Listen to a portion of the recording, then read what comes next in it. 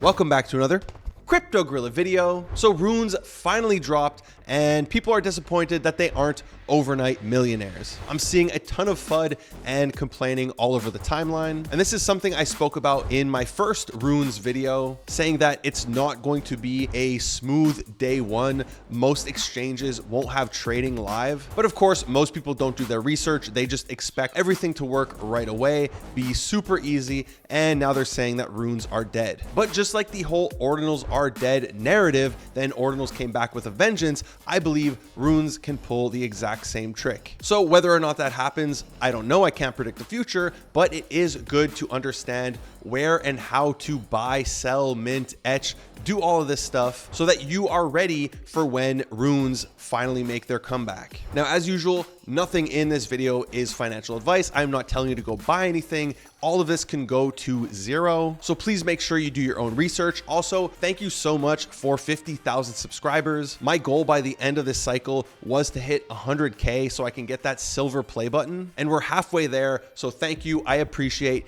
each and every one of you. So first, let's quickly recap what exactly happened. Well, Runes went live and the fees on Bitcoin went absolutely nuts. At one point, it was over $200 just to perform a single transaction, which is not sustainable at all for the future of finance. Although it isn't at the lowest it's been, luckily it has calmed down and it's no longer $200 to perform a single transaction. And the other thing that happened is, although a ton of people were disappointed, there were a bunch of money-making opportunities. I know plenty of people who made 4 to 5 figures minting and trading Runes. So you just needed to be in the right groups, know the right people, or make the right plays in order to make money. I understand it's not what we typically see when we see people posting about a new coin and it's like, hey, I put in $12 into this coin and it's currently worth $8 million, but there was still plenty of money to be made. And I believe there's going to be plenty of money to be made in the future. So before we get into specific Runes that people are looking at,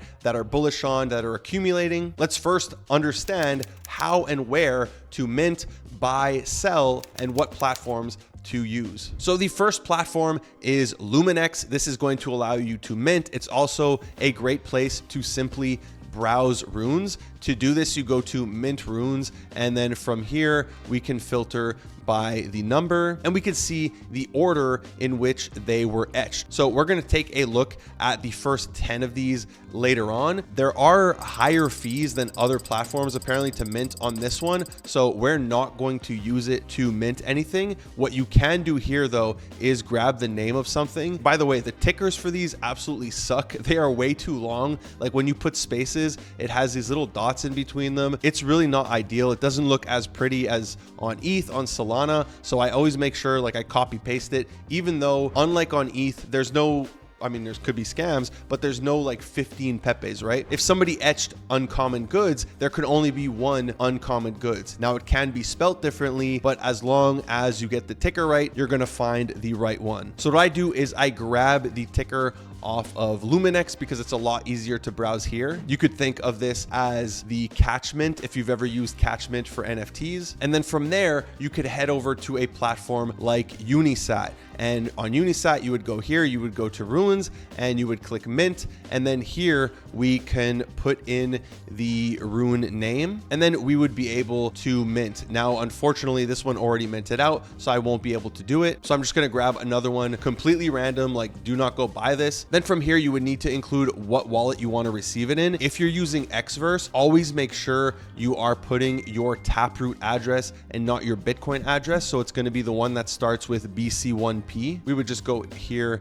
and then paste that in. And then from there, I would do submit. Now, I don't want to mint this one because I chose it at random, but that's exactly how you would mint it. Very simple. Now, if you're using Unisat, the other cool thing is you're going to accumulate points every time you mint. And if they have an airdrop in the future, which I believe they will, those points are going to be useful. So minting is free. You do have to pay a transaction fee. There's also platform fees. However, you're not buying it off of the creator. They aren't minting these out for $12 million unless they minted them all themselves and then they choose to sell it to you later on, which I'm sure at one point we will see. So you can mess around with this. You could test it out if you like. It's going to cost you like $10 or $20 depending on what the fees are at the time. You can use Unisat, you can use Luminex, you can use Xverse, whatever you prefer. Test them out, have fun, and figure out the one that you like using. Now, if you want to avoid the fees and you want to mint even faster and you have your own node set up,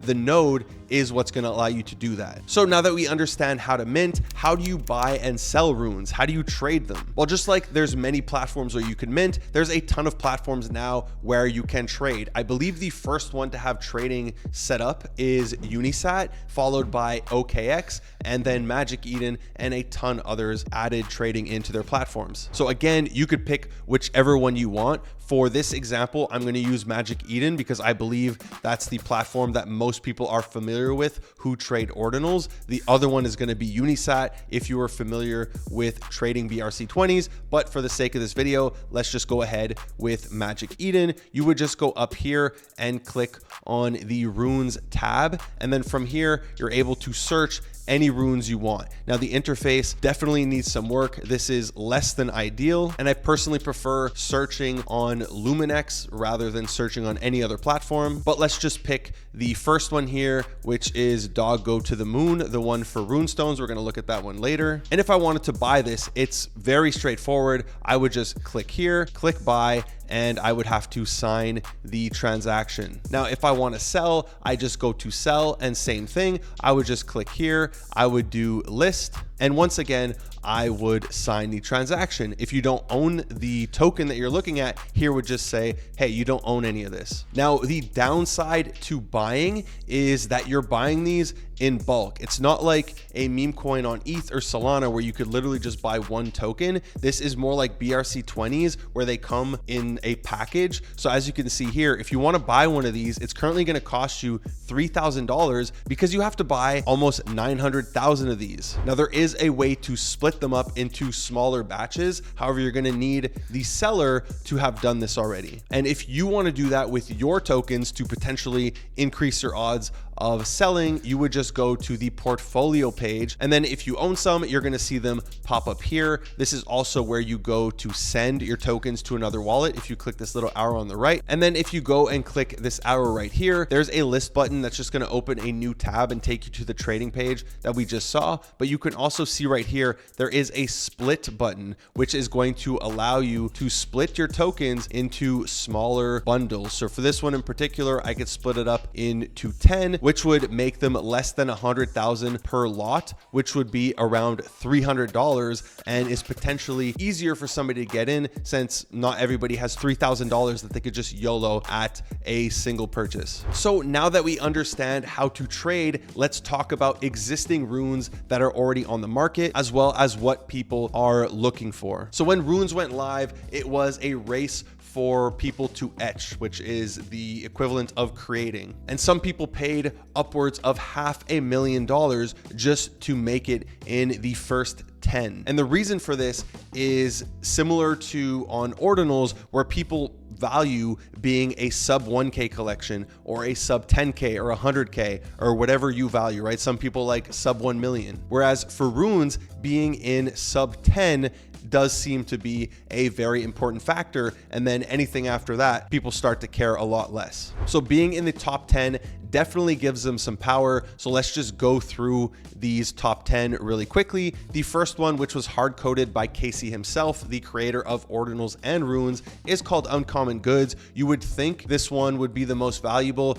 but it's going to be minting for the next 4 years. So I really don't see a point in grabbing it unless he does do something special for people who have it in their wallets. And that really was the first one. It was number 0. The second one is ZZZZZ Fehu. I don't know if I'm pronouncing that correctly. This one, to be honest, like I said, the tickers are horrible. They're going to get better over time. Every 4 months, you can do 1 letter less. You had to start with 13 letters. But the thing I don't like about this one is you could only mint 1, and the team themselves minted 99% of the collection. You could see right here, the biggest owner has 99% of this. So people don't really know what's going on with this one. Maybe they have something special planned, but the market cap that you'll see on Magic Eden or another site is completely fake because they own a large part of the collection. Number 3 is Decentralized, which is by Cyberkongs. They came in a few days before Runes went live with their Prometheans airdrop and absolutely crushed. I believe they paid 500k plus to get in the 3rd spot, number 2, but it's technically number 3, and they absolutely crushed it.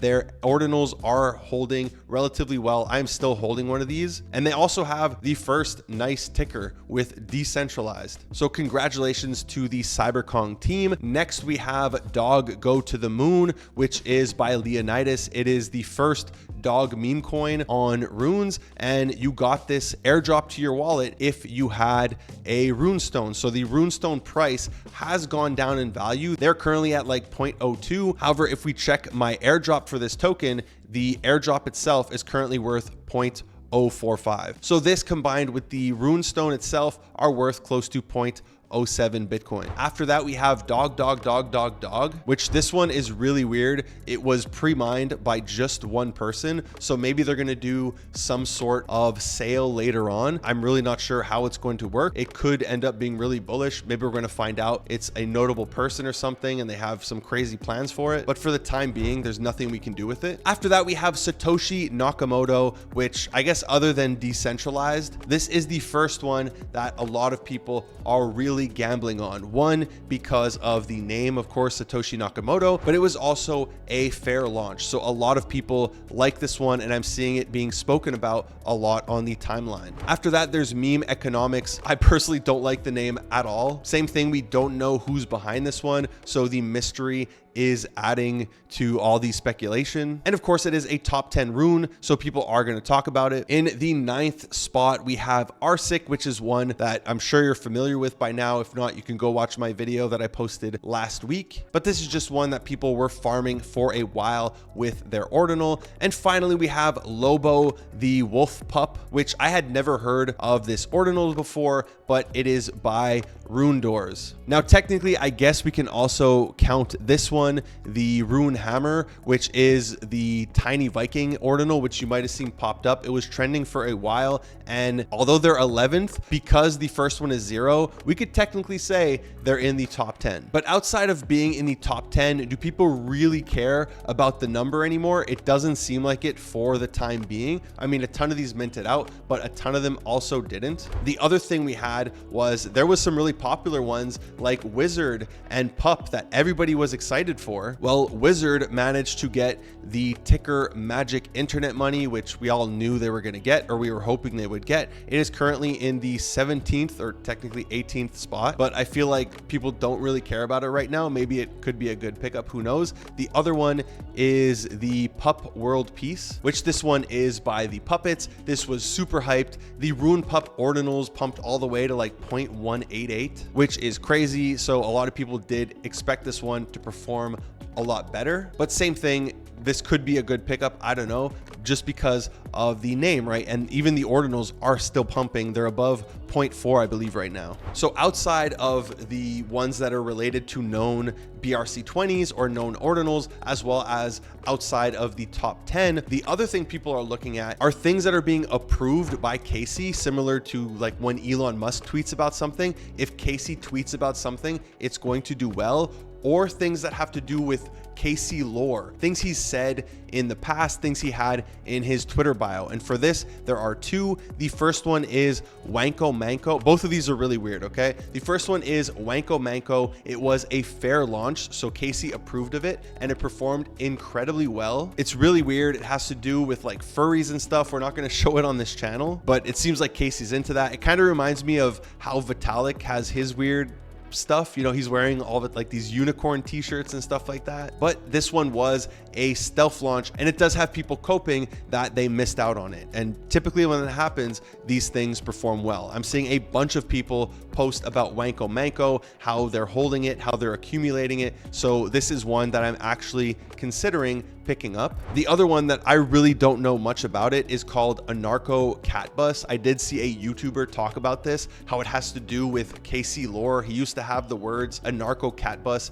in his bio. Again, some really weird stuff if you Google it, okay? But there are people speculating that Casey is the creator of this one. I have no idea if it's true. If it is, I think this thing would full send, but we haven't gotten any confirmation about it for the time being. So these are the type of things people are looking for. These are the type of things people are accumulating. And if you believe in runes, now would technically be the time you should be accumulating them while everybody else is ignoring them because they think there's no money to be made. That's it for today's video. I hope you enjoyed it. If you did, be sure to give it a big thumbs up. If you haven't already done so, would you kindly hit that subscribe button, smash that bell notification. Thank you for watching the Crypto Gorilla. Peace.